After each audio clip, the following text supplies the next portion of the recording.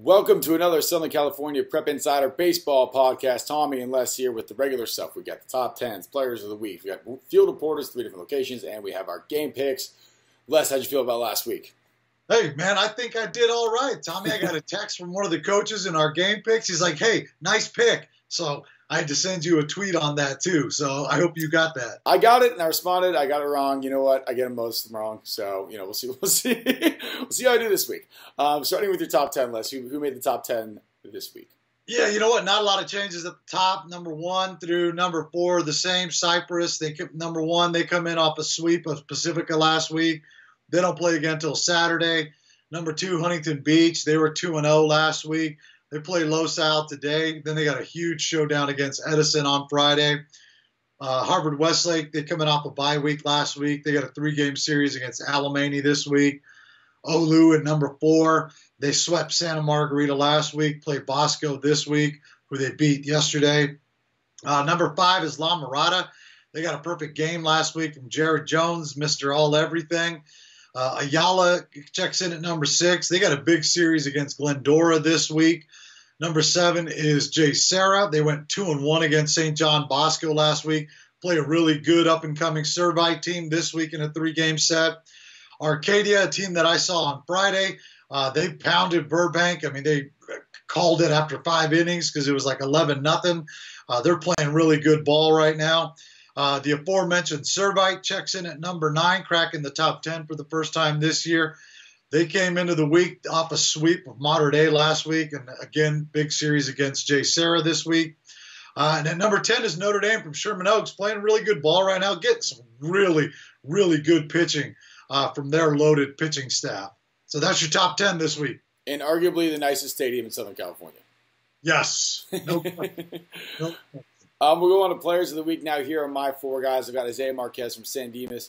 The St. Mary's commit was 2 for 4 with a home run and 4 RBIs, in their 7-6 win over Edison. Big win for those guys. I don't know if these stats are right in the next guy, but I'm going to give them the benefit of the doubt because they're so ridiculous. It's Charles Wyndham from Compton Centennial hitting .844 less. What? .844 with 4 home runs, 24 RBIs in 9 games. I did a little more digging into this. It seems legit. I'm going to give them it is the most ridiculous stat line so far in this section. That's beyond ridiculous. That's absurd. Like 844? 844. Wow. In 9 games, 4 home runs, 24 RBIs. Connor Timko from Poly Riverside. In his last 7 games, he's 10 of 16 with 8 RBIs. And Joey Estes from Paraclete, the Long Beach State commit. 3 complete game wins in a row. His ERA, right now is .21. He's got 51 strikeouts in 5 starts. Fun little note on Estes, man. He's only 17 and doesn't turn 18 until November. So when it comes to the draft, that's a big thing, right? As a kid, 18, when does he turn 19? This kid's 17 when he's going to be drafted in June. So you talk about leverage when it comes to negotiating a deal with the draft. Yeah. That guy's got more leverage than just about any kid because yesterday he was up to 94. So that's a guy to watch out when it comes to the draft here in June. Yeah, and it's also very refreshing to see a kid who is a hold forward instead of a hold back. Right? I mean, you don't see that these days. I mean, nowadays you got kids that are 16 years old as freshmen driving to school, which is pretty nuts. So we'll go to my players of the week, and I'm going to butcher this guy's last name, so I apologize in advance. The senior pitcher, Eric Frisch from Tri-City Christian, all he did in his 3 appearances last week, Tommy, he went CG, no earned runs, 4-hit shutout, and 6 Ks against Rancho Christian. Then he got a 1-inning, 1 strikeout save against Mount Carmel. Then he went a 3-hit complete game shutout at Orange Glen with 9 strikeouts. Are you ready for this ridiculous stat? He has a 0.00 ERA this season. 0.00 ERA. So props to you, Eric Frisch from Tri-City Christian. Next guy is Theo Forshey from Redondo Union. The UC Santa Barbara commit was 4 for 7, 3 runs scored, 5 RBIs, banged his first home run of the season for the Seahawks. Next guy is Julian Aguiar, a senior Long Beach State commit from Millikan High School there in Long Beach. Went 5 1/3 innings, picked up a win against Lakewood, struck out 9, walked 3, gave up 5 hits, and only 1 earned run to pick up the W there. And then last guy is Kyle Morrell out of El Dorado High School. The uncommitted senior was 5 for 8, 2 RBIs, 3 runs scored, and a stolen base for the Hawks, the Golden Hawks last week. So those are my 4 guys. Props to all 4 of them earning player of the week. I noticed that, Morrell, you made a note of uncommitted. Is that like a flare signal to the colleges? Hey, he's here. Captain Obvious, baby. Make sure to check him out. We're going to go to our field reporters now. We'll be back in a second. I'm here with Coach Kevin McGaffrey, head coach of Corona Del Mar Baseball. Thank you so much for joining us today. Oh, thank you so much for coming out. So last season you were an assistant here at CDM under Coach John Emmy, who was coaching here for 21 years before he retired, and you were his top pick to take over the program. What did that mean to you? It's a lot. Coming over, I coached at uni for 11 years, and John had an opening. They had an opening here for PE, and John came to me and said, hey, I'd love to have you join our staff. And it was the toughest decision I've probably had to make to leave a place I really loved. I've coached against John for a long time. We had a great relationship, and for him to say, hey, I want you to take over this program, being a mentor of mine, it meant a lot, and it was pretty cool. And being here, I'm so happy I made that move. How would you describe your vision for this team and your coaching philosophy? I'm an up-tempo type of guy. We're going to be a high-energy type of team. We want to hit and run. We want to steal when the opportunity presents itself. We're going to bunt as well. We're going to play small ball. We're going to play the game the correct way, or what we think is the correct way. We're also going to teach, what's big for me is teach the boys how to be good men. And so we're in the classroom a lot in the fall. We've read 2 books. So it's not just out here 3 hours a day on the field. We're trying to hit all aspects of the game. The Sea Kings just made the transition to the new Sunset League Wave Division. How has that transition been? It's a tough league. There are 4 really, really good teams, and we have 9 games that determine our season, and it's going to be awesome. It's a big step up for us going from the PCL to this new league, but we're excited. We love that challenge, and we get after it tomorrow, and we'll see how it goes. We're excited, though. Who are some of your top players to watch for this season, and what are your expectations? On the mound, Tommy Wilcox, a senior. He's our number 1. He's our Friday guy. He does an amazing job for us. Jarrett Thompson's our number 2 right now. Again, senior. He's just pound strikes. He's been also same thing, just doing a great job for us this year. Defensively, Reese Berger at shortstop. He's a San Diego State commit. Probably the best defensive shortstop I've coached. Just his hands are unbelievable. Luke Stuka's our leader. As he goes, we go. He's our first baseman, and he swings a big bat. Like I said, he's one of our leaders, and we're expecting big things from him. Behind the plate, Nick Rotler. We have a couple young guys, too, that we're really going to need them to step up. Blake Butcher at third base, a sophomore. Ryan Zimmerman, Matt DiCorona. So we got a good mix of guys, and we're really excited about it. Thanks again for joining us, and we wish you the best of luck going into league play. Thank you guys so much for having. Thank you. Kings on 3, 1, 2, 3. Kings. Tom. Here with Notre Dame, Sherman Oaks first baseman Lucas Gordon after Notre Dame has a big win over Loyola 6-1. Yesterday, falling 1-0 to Loyola. How did it feel to get some revenge today and get a win? It felt great. The first game wasn't the best, but we still played well, so I wasn't too worried about the second game. So coming out, I knew we were gonna get this win. 2 RBIs for you today, 2 sac flies. What was responsible for those successful at bats? How'd you do it? Well, yesterday my swings were a little longer than today.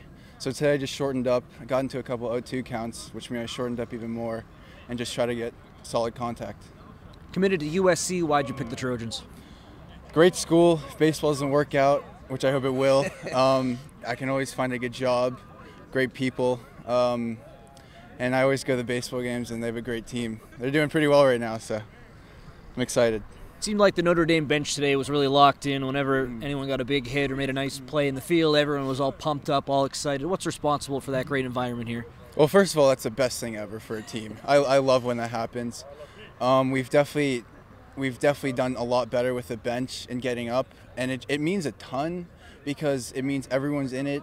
No matter if you're not playing, you're doing a scoreboard, you're doing the book, but it's great. It helps our team out more than you'd know.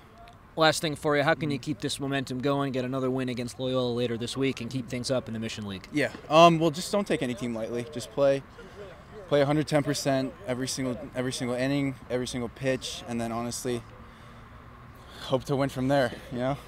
That's Lucas Gordon, the first baseman here at Notre Dame, also a pitcher. Thanks so much. Of course, have a good one. What's up, guys? I am here with Daryl Ruiz. We're going to be filming this podcast inside of the coach's office. We have some rain outside, so here we are. We're doing it in here. Is that cool? Yep. All right, so he goes to Santiago High School, one of the many teams in the Big Eight. Very tough league, as we all know. What is it like to be able to compete against these tough teams like Centennial, Corona, Norco, King, etc.?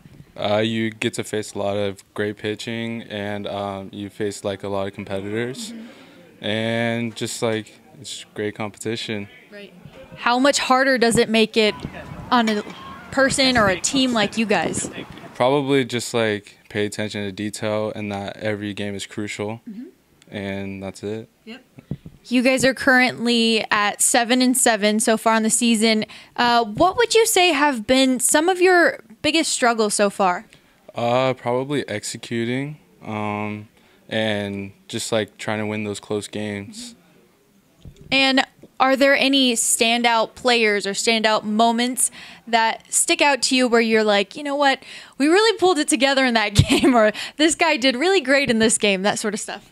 Probably Clay when he gets us going in the first inning, and just Clay lining out hard and stuff, getting our momentum going. Now, what would you say as a 4-year varsity starter, what would you say is the difference between this team compared to the teams in the past? I feel like we have a lot of potential with a lot of guys, and we're just like a closer team this year, and yeah. Why are you guys so much closer this year? Just because we've been around each other for a really long time, and we just developed like great friendships. Now, we're going to finish off talking about the fact that you are committed to Cal State San Bernardino. First off, congrats. Thank you. That's very exciting. Why did you decide to commit to San Bernardino? Their new coaching staff is coming in, and I really like how they buy into everything that they've told me, and I just want to be a part of a special team. What are you looking forward to the most about playing at that school? Just being able to be part of a winning culture, and I want to be part of a new group that they're bringing in. Thank you so much for your time. Thank you. All right, thank you guys. Now we go to our game picks, the part where I'm wrong, Les is wrong, or sometimes it's the other way around, who knows. Before we go there, Tommy, I had somebody ask me, where's our updated leaderboard, man? We had the leaderboard last year. I'm getting questions, Tommy. Where's the leaderboard? It for some reason disappeared. No reason why. Should we bring it back? I'm good with it. I mean, we got to figure out what the wager's going to be this year on that, though. All right, we can bring it back. We can bring it back. I will go back and make sure that I tally it. I was embarrassed for the first 2 weeks, so I forgot to do it for this episode. Thanks, Twitter people. Our first game, it is Santiago at Norco. Yeah, third and final game of the season series between these two, and Santiago's looking to avoid the sweep. Both teams, man, they got some dynamic players in the underclasses. For Norco, it's sophomore Menelik Israel. He's committed to Duke. For Santiago, it's freshman Jonah Rivera. Really good shortstop, can swing the bat a little bit. But it's the upperclassmen getting it done for Norco, led by seniors Stuart Slesser and junior Chris Conniff. Slesser's hitting .395. Conniff's hitting .364. Senior Michael Forbes has a 0.72 ERA. And senior Jarrett Barber's got a 1.64 ERA. And both are combined 7-1 for the Cougars on the mound this year. Meanwhile, Santiago, man, they've lost 4 of 6. They've had a little bit of a rough go this year. They could use a boost heading into a bye week next week before they jump into the National Classic. Junior pitcher Jake Blond, the USC commit's been pretty darn good for the Sharks. Their offense has been a little inconsistent. In the end, Norco's vying for a spot at the top of a tough Big 8 league. And they're at home. That's where I saw these two guys play earlier this season. I'm going to go with Norco in this one. Yeah, as you mentioned, the season record right now, Norco is 2-0 against Santiago. I just think these teams are very evenly matched, and I find it hard to believe that either of them could win 3 in a row, which is why I'm going to have to go the other way. I'll go with Santiago. Next game, smaller schools now. It's Mary Star at St. Paul. Yeah, St. Paul won the first game of this two-game set 7-2 just yesterday. Senior Sebastian Garcia and Jared Meyer, along with juniors Will Bermudez and Jaden Solorio, are all hitting 343 or better on the season. Bermudez is also sporting a solid 1.20 ERA to pair with senior Julian Tellis' 1.73 ERA. Mary Star, you ready for this, Tommy? Mary Star has 6 regular starters hitting 357 or better, led by Andy Vega's 438 clip. Not as good as your boy, the player of the week, but that's pretty good. Yeah, I haven't seen anyone else hitting 844. They're stingy on the mound, too, man. They got a team ERA of 1.53. Ryan Lena's 4-0 record and a whopping 0.32 ERA leads the way there. As you said last week, it's never easy beating a team twice, much less a third time. But this one's at home for St. Paul, and they've got the momentum of their win earlier in this week. So I'm going to go with the Swordsman in this one. I'll go the other way around. Same reason. Swordsman already 2-0 in this mini-series, so I'm going to go with Mary Star. Also got to mention Carlos Vega. You mentioned Andy Vega. Carlos Vega's on-base percentage, 604. Not bad. Well, man, we're seeing some numbers this year, Tommy, that we haven't seen in a long, long time, which is, I mean, it's awesome. It just tells you the quality of baseball we're lucky to see here in the Southern section. All right, final game. It's going to be game 2 of this series. It's Westlake hosting 999 Oaks plus 1,000 Oaks. I messed it up. Attaboy, dad joke. Yes. I have enough dad jokes to fill a book, I think. Thousand Oaks has been on a bit of a tear, lately, man. They're coming off a sweep of Oaks Christian last week. Meanwhile, Westlake swept Calabasas last week to set up this early season showdown for the top spot in the Marmont League, which is, one of the best leagues up in Ventura County. Well, I saw Thousand Oaks last week against Oaks Christian, and Blake Riley was really, really impressive on the mound. The senior did essentially whatever he wanted to do, en route to the win. Senior Spencer Perry and Ryan Turner lead a deep lineup.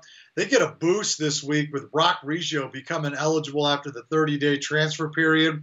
Reggio, along with Max Muncy, those are 2 of the best sophomores in SoCal, if not the entire state. Both are uncommitted guys. Ding, ding, uncommitted guys. Everyone listen to that. For Westlake, pitcher Colby Downard has been really impressive. He's sporting a 1.0 ERA with 34 strikeouts and only 8 walks. Oh, by the way, he's also hitting 375 on the season. Kate Krish is as advertised. He's hitting 387 for the Warriors. These 2 played today, which in my opinion gives T.O. the advantage because of the depth in their bullpen. Because of that, I'll go with the Lancers in this one. I'll agree with you. Also, great stat for them. Ranked 25th as of right now on Max Preps in the state of California. That is very high. So look out for T.O. in the postseason as well. Les, where can the people find you? Yeah, hit us up on Twitter at PBR_California. You can hit us up on Instagram at PBR California. The website is prepbaseballreport.com/California. Every Monday we put out our Power 25. You talked about T.O. being in the Max Preps Power, or their top 25. We've got them ranked as well. Go to the website to find out where.